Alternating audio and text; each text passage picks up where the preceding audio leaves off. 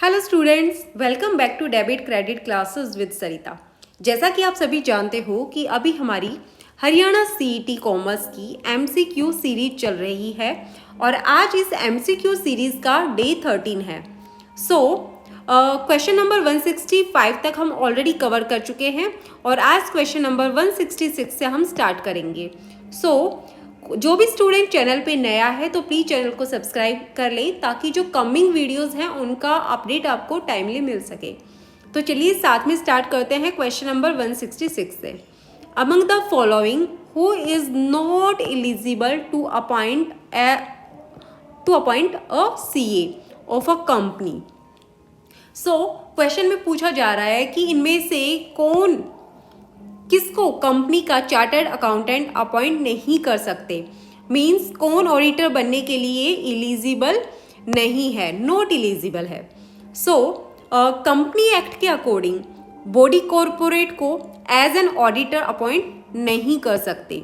Body corporate को as an auditor appoint नहीं कर सकते क्योंकि ऑडिटर्स या तो सीए इंडिविजुअल हो सकता है, सीए इंडिविजुअल या फिर प्रोप्राइटरी फर्म या फिर पार्टनरशिप फर्म या फिर एलएलपी। तो ये तीनों एलिजिबल हैं किसी भी कंपनी का ऑडिटर बनने के लिए। और ऑप्शन सी ये नॉट एलिजिबल है। तो बॉडी कॉरपोरेट किसी भी कंपनी का एज एन ऑडिटर अपॉइंट नहीं कर सकते। तो क्वेश्चन नंबर 166 का राइट आंसर है option C. Next question, tenure of an auditor in a company if the annual journal meeting is adjourned will be over। तो इसमें आपसे पूछा गया है कि अगर एजीएम मीटिंग एडजर्न हो जाती है, जो एजीएम मीटिंग होती है एनुअली, वो अगर एडजर्न हो जाती है तो ऑडिटर का जो टर्नओवर है वो कब ख़त्म होगा, जो ऑडिटर का जो टाइम पीरियड है वो कब ख़त्म होगा। नॉर्मली क्या होता है कि जो कंपनी है उसका ऑडिटर अपॉइंट किया जाता है फर्स्ट एजीएम में और उसका टेन्योर चलता है नेक्स्ट एजीएम तक। अगर अगर एजीएम में कोई ऑडिटर अपॉइंट किया जाता है तो नेक्स्ट एजीएम तक उसका टेन्योर रहता है। One AGM to next AGM. अगर कोई एजीएम है ये एडजर्न हो जाती है, अगर इसका डेट दे रखी है 10 अक्टूबर, मान लेते हैं किसी एजीएम को होना था 10 अक्टूबर पे, लेकिन वो 10 अक्टूबर को नहीं हो पाती। कोई एजीएम है जो बीच में रुक गई, मीटिंग पूरी नहीं हुई, किसी भी रीजन से वो पोस्टपोन हो गई और बाद में कंटिन्यू होती है, मान लेते हैं 11 नवंबर को। तो ऑडिटर का टेन्योर कब खत्म होगा, 10 अक्टूबर को या 11 नवंबर को। इसका मतलब ये है कि एजीएम यहाँ पे कंप्लीट तो नहीं हुई 10 अक्टूबर को, तो उसका कंक्लूजन एजीएम का हुआ 11 नवंबर को, जो वो पोस्टपोन हो गई तो नेक्स्ट डेट पे वो कंप्लीट हुई। तो जो ऑडिटर का जो टेन्योर है वो इस डेट पे ख़त्म नहीं हुआ, वो ख़त्म होगा जब एजीएम कंप्लीट होगी, जब एडजर्न एजीएम है वो कंप्लीट होगी। इसका जो राइट आंसर है वो ऑप्शन डी हो जाएगा कि जो टेन्योर है ऑडिटर का वो चलेगा only after completing adjourn meeting. अगर कोई एजीएम नहीं हो पाती और एजीएम एडजर्न हो जाती है तो जब एडजर्न जो एजीएम है वो जब कंप्लीट हो जाएगी और मीटिंग कंप्लीट हो जाएगी तो उसी के बाद में टेन्योर भी ऑडिटर का उस टाइम ख़त्म हो जाता है। तो राइट आंसर इसका ऑप्शन डी रहेगा। नेक्स्ट क्वेश्चन है, error of commission means. Error of commission क्या होता है। जो एरर ऑफ कमीशन है वो ऐसी मिस्टेक है जब ट्रांजैक्शंस उसमें रिकॉर्ड तो हो जाते हैं। इस वाली एरर में ट्रांजैक्शंस को हम रिकॉर्ड तो कर लेते हैं, रिकॉर्ड हो गए, लेकिन मिस्टेक क्या हुई है, या तो रॉन्गली पोस्ट हो गया या अमाउंट गलत लिख दिया या फिर रॉन्ग टोटल हुआ। तो क्या मिस्टेक होती है एरर ऑफ कमीशन में। रिकॉर्ड तो किया है बुक्स ऑफ अकाउंट्स में, लेकिन मिस्टेक होती है या तो हमने उस अकाउंट का जो टोटल करते हैं, अकाउंट का टोटल, या तो वो गलत कर दिया या फिर रॉन्ग अकाउंट में ही पोस्ट कर दिया। पोस्ट करना था हमने मशीनरी अकाउंट में और हमने उसको गलती से P&L अकाउंट में पोस्ट कर दिया। ठीक है। या फिर हमने रॉन्ग अमाउंट शो कर दिया, मान लेते कोई एंट्री 10,000 की थी और गलती से हमने उसको 1,000 रुपये से पोस्ट कर दिया, ठीक है, तो ये होती है एरर ऑफ कमीशन। इसका राइट आंसर है ऑप्शन ए, रॉन्ग टोटलिंग या रॉन्ग पोस्टिंग को बोलते हैं एरर ऑफ कमीशन।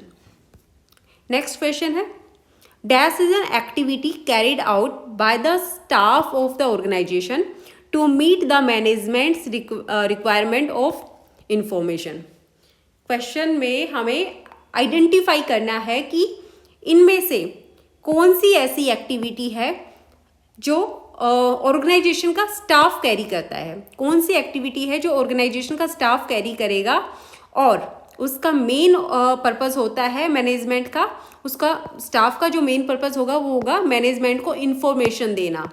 तो कौन सी एक्टिविटी स्टाफ परफॉर्म करता है और उससे रिलेटेड जो भी इंफॉर्मेशन होती है वो मैनेजमेंट को देता है। So option A, statutory audit. तो स्टैच्यूटरी ऑडिट तो एक एक्सटर्नल ऑडिटर कैरी करता है, स्टाफ को कैरी नहीं करता, ये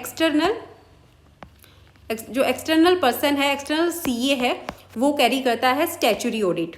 और ये मैनेजमेंट के लिए नहीं होती, ये होती है कंपल्सरी होती है ये अकॉर्डिंग टू लॉ, तो लॉ के हिसाब से होती है, तो ये तो इसका राइट आंसर नहीं है। नेक्स्ट ये देखते हैं कॉस्ट ऑडिट। तो कॉस्ट ऑडिट का जो मेन पर्पस होता है वो होता है कॉस्ट रिकॉर्ड, जो कॉस्ट रिकॉर्ड्स होते हैं, जो भी कॉस्ट के रिकॉर्ड्स बनाए जाते हैं उनको चेक करना, तो ये भी आउटसाइड पर्सन करता है, स्टाफ नहीं करता। Next external audit. तो एक्सटर्नल ऑडिट तो वैसे ही एक्सटर्नल लिखा हुआ है तो ये भी नहीं होता। तो इंटरनल ऑडिट एक ऐसा है जो कंपनी का स्टाफ कैरी करता है, स्टाफ करता है इंटरनल ऑडिट परफॉर्म, और ये मैनेजमेंट को इन्फॉर्मेशन प्रोवाइड करता है कि क्या क्या कमियां हैं जो भी होती हैं वो इंटरनल ऑडिटर मैनेजमेंट को इन्फॉर्म करता है। तो इसका राइट आंसर है ऑप्शन बी। नेक्स्ट क्वेश्चन है, auditor is not responsible for, means ये क्वेश्चन ऑडिटर की रिस्पॉन्सिबिलिटी और मैनेजमेंट की रिस्पॉन्सिबिलिटी पे बेस्ड है कि ऑडिटर की कौन सी रिस्पॉन्सिबिलिटी नहीं है। ऑडिटर इज नॉट रिस्पॉन्सिबल, किसके लिए रिस्पॉन्सिबल नहीं होता। तो सबसे पहले हम समझते हैं कि कंपनी में दो तरह के रोल होते हैं, एक होता है, फर्स्ट होता है जो मैनेजमेंट परफॉर्म करता है रोल, और सेकंड जो रोल होता है वो परफॉर्म करता है ऑडिटर। तो मैनेजमेंट का क्या रोल होता है, मैनेजमेंट का रोल होता है, उसकी रिस्पॉन्सिबिलिटी होती है मैनेजमेंट की कि कंपनी को चलाना और जो भी कंपनी की जो एसेट्स हैं उन एसेट्स की सेफ्टी और उनके प्रॉपर रिकॉर्ड्स मेंटेन करना, ये किसकी रिस्पॉन्सिबिलिटी है, मैनेजमेंट की। क्या रिस्पॉन्सिबिलिटी है, कंपनी को सही तरीके से चलाना, एसेट्स की सेफ्टी और प्रॉपर रिकॉर्ड्स मेंटेन करना मैनेजमेंट की रिस्पॉन्सिबिलिटी है। और ऑडिटर की रिस्पॉन्सिबिलिटी क्या होती है, ऑडिटर की रिस्पॉन्सिबिलिटी होती है जो भी अकाउंट्स मेंटेन किए हैं कंपनी ने उनको चेक करना, दूसरा होता है उन अकाउंट्स को चेक करके रिपोर्ट बनाना, ऑडिट रिपोर्ट, और ऑडिट रिपोर्ट में अपनी ओपिनियन देना कि जो भी अकाउंट्स है वो ट्रू एंड फेयर व्यू पे बने हुए हैं या नहीं। तो ये रिस्पॉन्सिबिलिटी होती है ऑडिटर की। तो अब राइट आंसर इसका ऑप्शन ए हो जाएगा, सेफगार्ड ऑफ एसेट्स। तो एसेट्स की सेफ्टी की जिम्मेदारी किसकी होती है, मैनेजमेंट की होती है, तो ऑडिटर की रिस्पॉन्सिबिलिटी ये नहीं है। तो इसका राइट आंसर ऑप्शन ए हो जाएगा। एक्सप्रेसिंग ओपिनियन, तो ओपिनियन जो ऑडिट रिपोर्ट में ओपिनियन कौन देता है बुक्स ऑफ अकाउंट्स पे, ये ऑडिटर देता है। और ट्रू एंड फेयर व्यू ये भी ऑडिटर बताता है, और रीजनेबल एश्योरेंस ये भी ऑडिटर की रिस्पॉन्सिबिलिटी है। तो इसका राइट आंसर ऑप्शन ए हो जाएगा, ये ऑडिटर की रिस्पॉन्सिबिलिटी नहीं है। नेक्स्ट क्वेश्चन है, in auditing most of time the auditor deals with dash type of audit evidences. तो क्वेश्चन में पूछा है कि ऑडिटर को ऑडिटिंग करते टाइम जो ज़्यादातर किस टाइप के ऑडिट एविडेंसेस मिलते हैं। जब ऑडिटर ऑडिट परफॉर्म करता है तो किस टाइप के ऑडिट एविडेंसेस ज़्यादातर मिलते हैं ऑडिटर को, तो ये क्वेश्चन पूछ रहा है। सो ऑडिट एविडेंसेस क्या होते हैं, ऑडिट एविडेंसेस, तो ऑडिट एविडेंसेस का मतलब होता है वो प्रूफ या इंफॉर्मेशन जिसके बेसिस पर ऑडिटर अपनी ओपिनियन देता है। क्या देता है? ऑडिटर अपनी ओपिनियन देता है। तो जो ऑडिट एविडेंसेस होते हैं ये कभी भी 100% परफेक्ट प्रूफ के साथ नहीं होते, ये कंक्लूसिव होते हैं, कंक्लूसिव एविडेंसेस। जो भी ट्रांजैक्शंस होते हैं, जो भी ट्रांजैक्शंस चेक किए जाते हैं, तो ऑडिटर उनको परसुएसिव एविडेंसेस मिलते हैं। तो इसका राइट आंसर है ऑप्शन सी। नेक्स्ट क्वेश्चन है, dash deals with evaluation of transactions by test of details of transactions and analytical procedure. Auditor जब भी ऑडिटिंग करता है तो वो ट्रांजैक्शंस को डिटेल में चेक करता है और साथ में उनको एनालाइसिस भी करता है। तो अब क्वेश्चन पूछ रहा है कि इस प्रोसेस को क्या कहते हैं? इस प्रोसेस को क्या कहेंगे जब ट्रांजैक्शन को डिटेल से चेक किया जाता है और एनालिटिकल प्रोसीजर की जाती है? तो इनको कहा जाता है सब्सटेंसिव प्रोसीजर। तो सब्सटेंसिव प्रोसीजर क्या होता है? इसमें ऑडिटर एंट्रीज को डिटेल में चेक करता है, अमाउंट को वेरीफाई करता है और एनालिसिस करता है। तो इसका राइट आंसर ऑप्शन बी हो जाएगा। नेक्स्ट क्वेश्चन है, type 1 audit report are issued by service provider auditor if the means type 1 जो ऑडिट रिपोर्ट होती है वो कब इशू की जाती है? मेनली ये पूछ रहे हैं कि टाइप 1 ऑडिट रिपोर्ट कब इशू की जाती है।